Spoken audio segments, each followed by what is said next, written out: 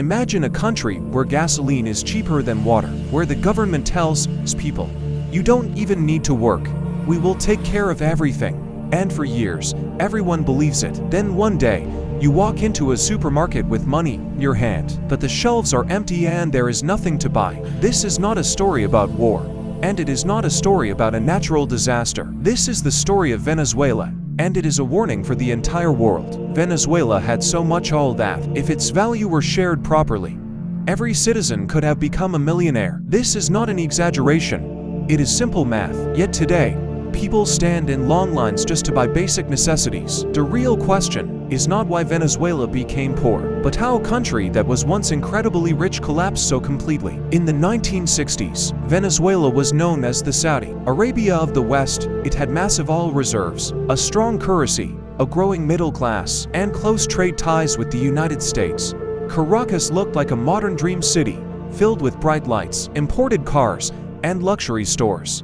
Across Latin America, people used to joke that Brazil played football, Argentina ate beef, and Venezuela spent money. This country had already won the lottery, but all did not teach Venezuela how to work. All taught Venezuela how to wait. People began waiting for the next oil check, the next government benefit, the next cheesy promise. Slowly, hard work started to feel pointless. The government kept saying, "We have oil, we have money, don't worry," and people felt safe. Fuel was cheap, food was subsidized, and money felt easy. But there is a rule in every economy: if you do not produce things, you must buy them from others.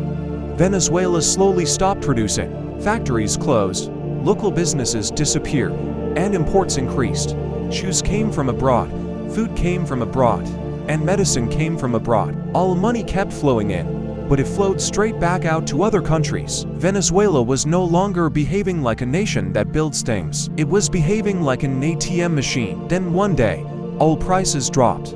Not by much, just a little, and the entire system began to shake. The government believed it could solve the problem by printing more money, and that single decision pushed Venezuela toward a nightmare where money existed but had no value. Jobs existed but real work did not. And stores existed but had nothing to sell. This was the moment Venezuela's real collapse began. And the darkest part of the story was still ahead. Chapter 2. At first, the collapse did not feel like a collapse at all. It felt like a small problem that could be fixed easily. Oil prices had dropped before, and Venezuela had survived every time. The leaders told the people, "Relax, this is temporary. We have handled worse," and for a short moment, it seemed like they were right. The government chose the fastest solution instead of the hardest one. Instead of rebuilding factories, encouraging businesses, or reducing spending, they turned to the most dangerous tool any government can use: the printing machine. More money was created, salaries were increased on paper, and social programs were expanded. On the surface, it looked generous. In reality, it was panic bought at first. People felt richer. Paychecks had more zeros. Bank accounts looked bigger. But something strange started happening. Prices began to change overnight. A meal that cost 5 bolivars in the morning cost 10 by the evening. Shop owners were not greedy. They were scared. They knew that the money they accepted today would be worth less tomorrow. So they raised prices again, and again, and again. Slowly, trust in money began to disappear. Then came the controls. The government fixed prices and told businesses how much they were allowed to charge. They fixed the exchange rate and decided how many dollars people could buy. On paper, this was meant to protect ordinary citizens. In reality, it destroyed the remaining economy. If you are forced to sell bread for less than it costs to make it, you stop baking bread. If you cannot buy raw materials at a fair exchange rate, you stop producing entirely. One by one, shelves emptied. First luxury items disappeared, then common goods, then even basics. People still had jobs, but work stopped making sense. Why work a full month if your salary could not buy food for a week? Professionals began to quit. Doctors drove taxis. Engineers sold snacks on the street. Those who could leave the country left. Those who stayed learned a new skill: survival. Lines became part of daily life. People woke up before sunrise not to go to work, but to stand outside stores, hoping that a truck might arrive with food or medicine. Money kept losing value faster than people could spend it.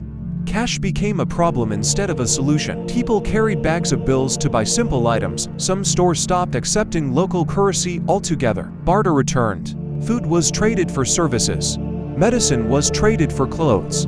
This was not because people were poor in spirit, but because the system itself had collapsed. When money dies, society feels it everywhere. The most painful part was the contrast. Venezuela was still sitting on one of the largest oil reserves on earth. All pumps were still there. The ground was still rich, but the people were trapped in a system where production was punished and dependence was rewarded. The country had money without value, rules without trust, and power without solutions. By the time the government realized that printing money does not create wealth, it was already too late. The economy was no longer slowing down, it was falling apart.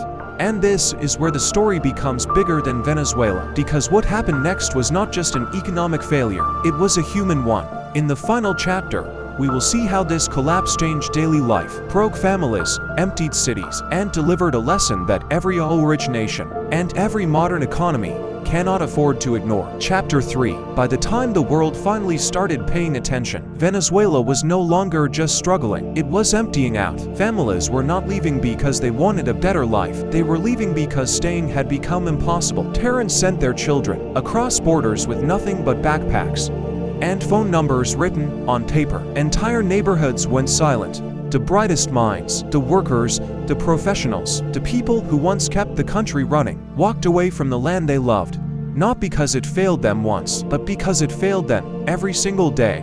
Inside the country, daily life became a calculation of survival, not ambition, not dreams, survival. People measured time in lines and rumors. A whisper that medicine had arrived at a pharmacy could move an entire city. A truck unloading food became breaking news. Money lost its meaning, and with it, the future felt smaller and smaller. When trust disappears from an economy, it does not vanish quietly. It takes hope with it. And yet, through all of this, oil was still there. That is the cruelest part of the story. Venezuela was never poor in resources. It was poor in systems. It was not destroyed by sanctions alone, or foreign pressure alone, or one leader alone. It collapsed because easy money broke the link between effort and reward. When a society forgets how to produce, how to compete, and how to build, wealth turns into a trap instead of a shield. History has seen this pattern before. Spain drowned in silver. Venezuela drowned in oil. Different centuries, different resources, same mistake. Wealth taken from the ground feels powerful, but it is fragile. Real wealth is created slowly, by people who work, invent, trade, and improve. When that process is replaced with shortcuts, the fall does not happen immediately. It happens all at once. The lesson of Venezuela is not political, it is human. Any country, any system, and any individual that believes money alone can replace productivity is standing on a clock, not a foundation. When the resource runs low, when prices fall, or when trust disappears, there is nothing left to hold the structure up.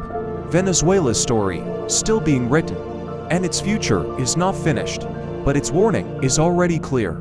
Easy wealth can feel like freedom, but it can quietly take away the skills, habits, and systems that make freedom possible in the first place. If this story changed the way you see money, power, or prosperity, make sure to subscribe.